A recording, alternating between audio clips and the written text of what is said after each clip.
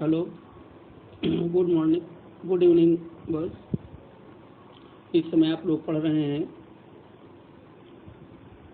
Climate of India. पिछले term में मैंने क्लाइमेट को इफेक्ट पहुंचाने वाले कौन कौन से रीजन होते हैं वो मैंने आपको बताए थे। आज आपको इंडिया के लेवल पर पढ़ना है factors affecting India's climate. India की क्लाइमेट को, इंडिया की जलवायु को प्रभावित करने वाले कौन कौन से फैक्टर होते हैं ये आपको पढ़ना है। उनमें से पहला फैक्टर है जो इंडिया की क्लाइमेट को इफेक्ट पहुंचाता है, लैटिट्यूड। देखिए, किसी भी कंट्री की सिचुएशन लैटिट्यूड के आधार पर चेंज होती रहती है। पिछले टर्म में भी मैंने बताया था, जो कंट्री 0 डिग्री एल्टीट्यूड के नज़दीक हैं वो गर्म देश है, और जितना ही आप पोल्स पर बढ़ते चले जाएंगे उतना ही टेम्परेचर कम होता चला जाएगा। आप इंडिया के हिसाब लेवल से देखिए, the tropic of cancer passes through the middle of the country। हमारा कंट्री ये है, इसमें देखिए आप, ये पूरा हमारा कंट्री है। इसमें इसके मिडिल पार्ट से देखिए, ये मिडिल पार्ट से हो करके ट्रॉपिक ऑफ कैंसर जाती है। ट्रॉपिक ऑफ कैंसर का मतलब 23.5 नॉर्थ लैटिट्यूड, ठीक है। तो यही कुछ कह रहा है, the tropic of cancer passes through the middle of the country from the Rann of Kutch. ये रन ऑफ कच्छ कहलाता है, जो गुजरात के पास है। ये रन ऑफ कच्छ के पास से इधर जब आपका मिजोरम के होते हुए यहाँ तक, यहाँ से निकलती है आपका ये मध्य प्रदेश, वेस्ट बंगाल, और इसके बाद फिर यहाँ मिजोरम का पार्ट आ जाता है। यहाँ से होकर के ट्रॉपिक ऑफ कैंसर निकलती है। From the Rann of Kutch in the west to Mizoram in the west, almost half of the country lying south of the tropic of cancer and all the remaining area north of the cancer। जब ये middle part से होकर के हमारी tropic of cancer निकलती है, तो tropic of cancer के हाफ कंट्री जो है नॉर्थ पोर्शन पे होती है, और इसकी हाफ कंट्री का हाफ एरिया जो होता है वो साउथ में होता है इसके। अर्थात ट्रॉपिक ऑफ कैंसर हमारे मिड से होकर के जाती है। इस ट्रॉपिक ऑफ कैंसर का भी बहुत बड़ा प्रभाव हमारे कंट्री में पड़ता है। देखिए, अब इसमें से 0 डिग्री इसके साउथ में होगी यहाँ पर, ठीक है। यहाँ से श्रीलंका के पास से होकर के जाती है, वो इसमें नहीं बना। वर्ल्ड का मैप होता तो बना होता। और इसके पोर्शन का ये पूरा नॉर्थ पोर्शन होगा आपका। हमारा इंडिया जो है नॉर्दर्न हेमिस्फीयर में स्थित है। तो ट्रॉपिक ऑफ कैंसर ये है, और 23.5 नॉर्थ और 0 डिग्री लैटिट्यूड इसके इंडिया के नीचे है, बहुत नज़दीक से ही है। तो ये इंडिया का साउथ पोर्शन जो होता है 0 डिग्री लैटिट्यूड के बिल्कुल नज़दीक पड़ता है। इसलिए नॉर्थ पोर्शन की तुलना में टेम्परेचर साउथ का ज़्यादा रहता है। लेकिन यहाँ टेम्परेचर कम ज़्यादा क्यों नहीं दिखाई पड़ता है, उसका रीज़न आपका अगले वाले पोर्शन पे आ जाएगा। मैंने आपको ये बताया था कि जो ये सन है वो सी है, सी की कंडीशन भी किसी भी देश के क्लाइमेट को प्रभावित करती है। जो प्लेस समुद्र से जितना नज़दीक होगा वहाँ गर्मियों में ना तो अधिक गर्मी पड़ेगी और सर्दियों में ना ही अधिक सर्दी पड़ेगी।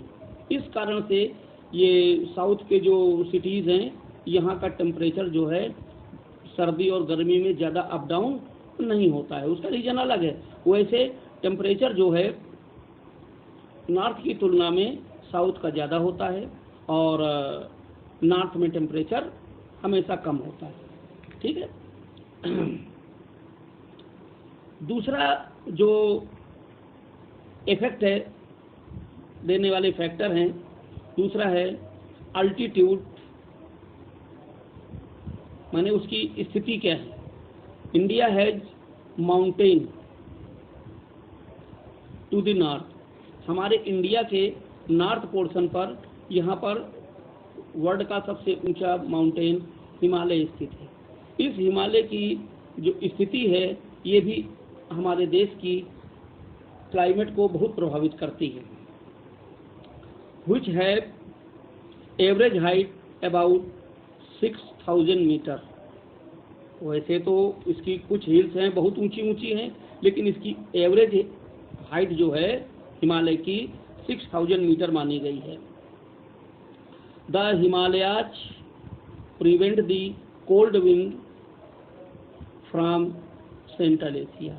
अब देखिए सर्दी के मौसम में जब नॉर्थ से हवाएं आती हैं, इधर से सेंट्रल एशिया से इधर से ये आती हैं हवाएं साइबेरिया की तरफ से, और जब ये चाइना से होकर के तिब्बत में आती हैं और तिब्बत से होने के बाद ये इंडिया में प्रवेश करने की कंडीशन पे आ जाती हैं, तो आप देखिए यहाँ पर हिमालय जो है ये बहुत बड़ा ऊंचा पर्वत जो है ये रास्ते में इनकी इन हवाओं के आ जाता है।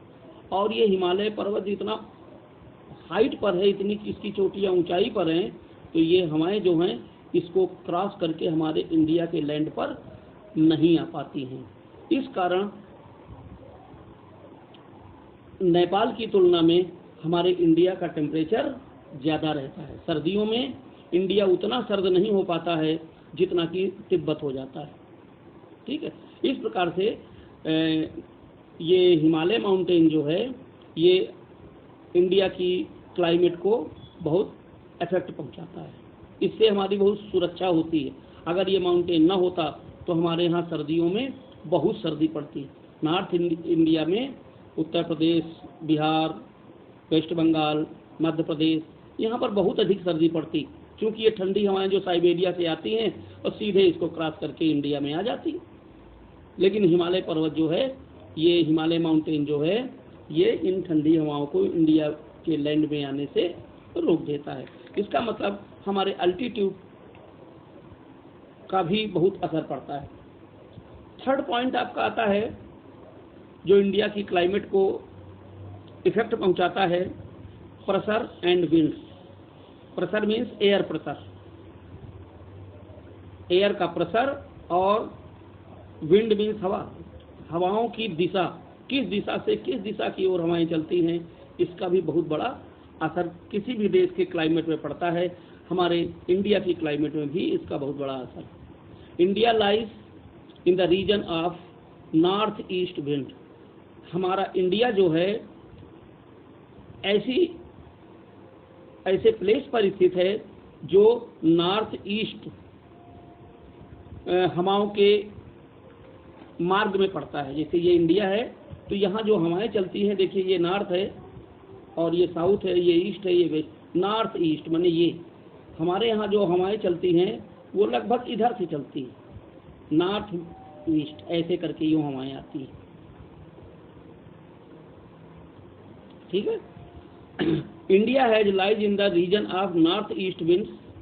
These winds originate high pressure belt of the northern Himalaya.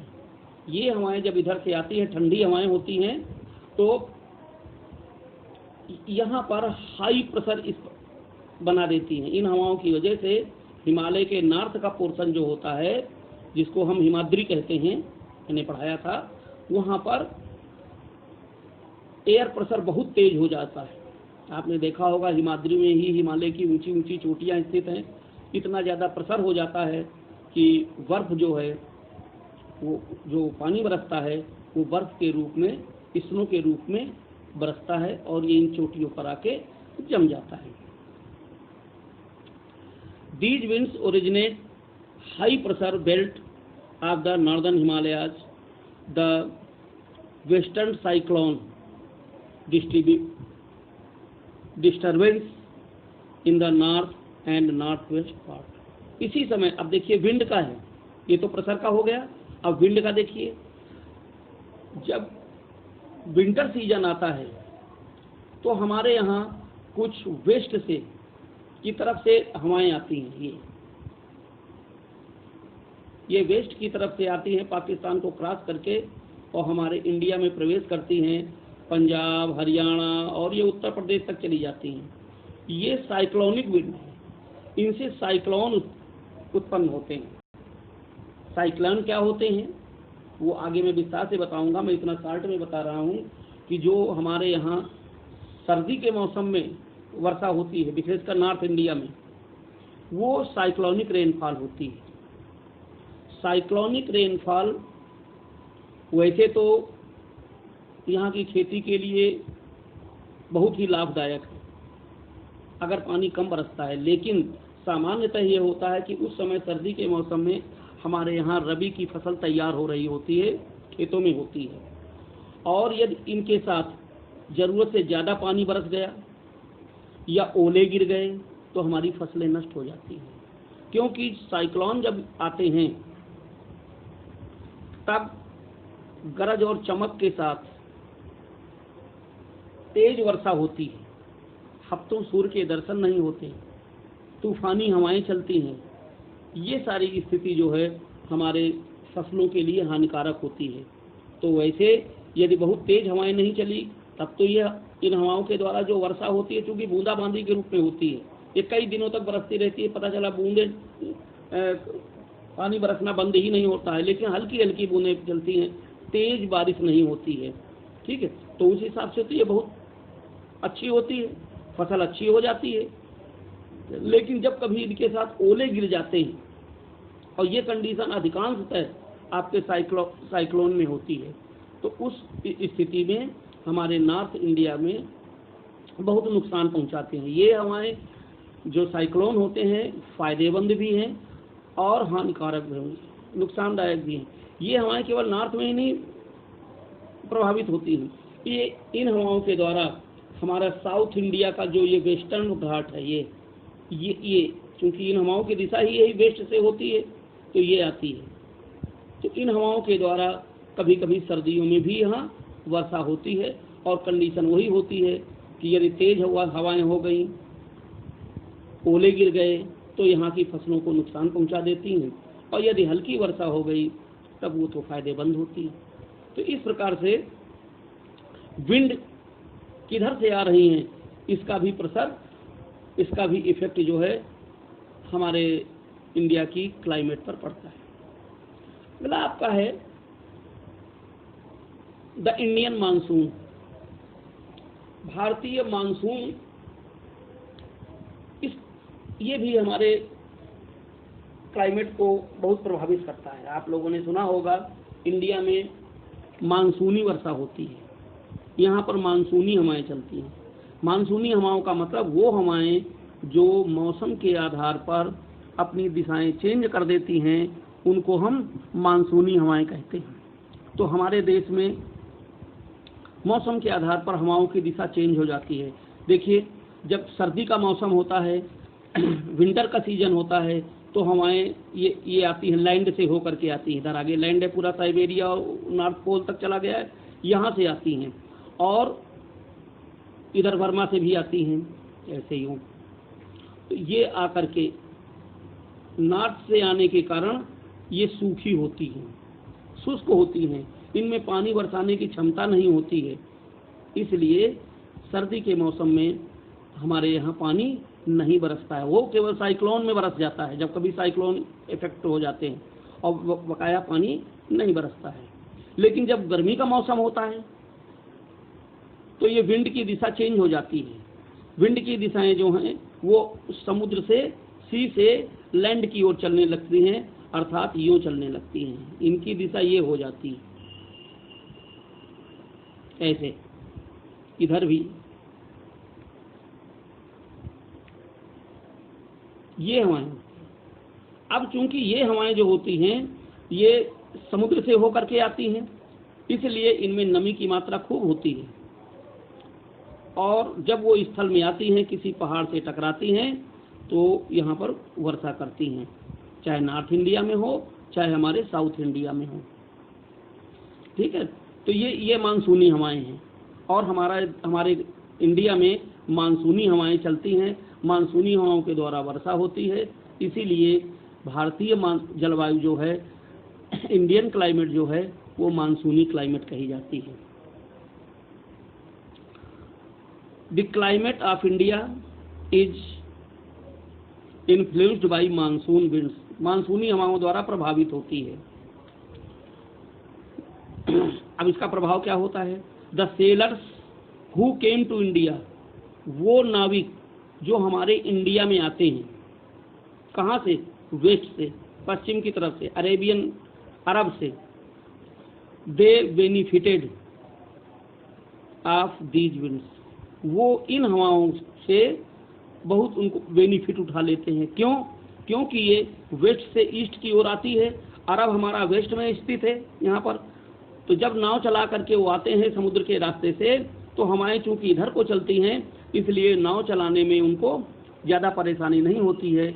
हवाएं जो हैं, इतना प्रेशर उनमें होता है कि वो नाव को अपने आप ईस्ट की ओर बहाती रहती हैं, तो उनको नाव चलाने में कोई दिक्कत नहीं होती है, आराम मिलता है। लेकिन जैसे ही गर्मी का मौसम होता है तो इनकी दिशा चेंज हो जाती है, ये ईस्ट से वेस्ट की ओर चलने लगती हैं। तो लौटते समय ये इंतजार करते हैं, जो अरब देशों से, मुस्लिम कंट्रीज से जो व्यापारी आते हैं नाव द्वारा अपना माल लेकर के, वो सर्दियों में आते हैं और गर्मियों तक इंतजार करते हैं कि जब गर्मी का मौसम आएगा, समर सीजन आएगा, तो हवाओं की दिशा चेंज हो जाएगी और हवाएं ईस्ट से वेस्ट की ओर चलने लगेंगी। तो उसी समय हम अपने यहाँ वापस लौट करके जाएंगे। इस बीच अपना व्यापार इंडिया में ये करते रहते हैं। ठीक है, तो लौटते समय जब ईस्ट से वेस्ट की ओर हवाएं चलने लगती हैं, तो उनकी नाव चलाने में उनको ज़्यादा दिक्कत नहीं होती, आराम से अपने कंट्री वो पहुँच जाते हैं। The Arabs who had also come to India as traders named the seasonal reversal of the wind system monsoon. ये मैंने अभी समझाई दी आपको। अब इनके साथ साथ कुछ चीज़ें आपको और समझनी है, वो आप समझिए। जैसे हमारे यहाँ की क्लाइमेट को जेट स्ट्रीम, जेट धाराएं भी कहते हैं, जेट हवाएं भी कहते हैं, इंग्लिश में इसको जेट स्ट्रीम कहा जाता है। तो इनका भी असर हमारे इंडिया में काफ़ी होता है। ये क्या चीज़ है? These are a narrow belt of high altitude above 12,000 metre. ये वो हवाएं हैं जो बहुत अधिक ऊंचाई पर चलती हैं। इनकी ऊंचाई धरातल से, पृथ्वी से, अर्थ से लगभग 12,000 मीटर ऊंचाई पर होती हैं। वेस्टर्ली विंड्स, ये पश्चिमी हवाएं होती हैं जो वेस्ट से आती हैं और ईस्ट की ओर चलती हैं। Westerly winds in troposphere, there speed about 110 kilometre per hour. इनकी स्पीड जो होती है लगभग 110 किलोमीटर प्रति घंटा होती है in summer season. Summer season means गर्मी के मौसम में। लेकिन जब सर्दी का मौसम आता है तो इनकी स्पीड और ज़्यादा बढ़ जाती है। कितनी हो जाती है? 184 किलोमीटर पर आवर इन विंड्स। विंड्स की हवाएं जो होती हैं ये विंटर सीजन में 184 किलोमीटर पर आवर की स्पीड से चलने लगती है। तो इनको हम जेट स्ट्रीम कहते हैं। अगला एक वर्ड आपको अक्सर और सुनने को मिलता है, वेस्टर्न साइक्लोन डिस्टर्बेंस। ये तो मैंने अभी आपको समझा दिया, साइक्लोन के विषय में मैंने आपको समझा दिया है। द वेस्टर्न साइक्लोन disturbances और the weather phenomena of the winter. मैंने बताया था सर्दियों में ये हवाएं चलती हैं, साइक्लोन जब आते हैं सर्दियों में ही आते हैं। They usually influence the weather of the north and the north west region. ये भी मैंने बताया था कि नॉर्थ में और नॉर्थ वेस्ट पार्ट जो है अरेबियन सी के किनारे किनारे कोस्टल एरिया, वहाँ पर ये प्रभावित करती हैं। Tropical cyclone acquired during the monsoon as well as in October and November. ये लगभग अक्टूबर और नवंबर के महीने में आते हैं हमारे इंडिया में। कभी कभी ये जनवरी तक और फरवरी तक भी चले जाते हैं, लेकिन ये जब भी आते हैं तो ज़्यादातर इनका जो समय होता है अक्टूबर और नवंबर के महीने का होता है। ठीक, इस प्रकार से आज के लिए इतना ही है। अब इसके आगे का पोर्शन जो है वो हम अगले टर्म में बताएंगे। Thank you.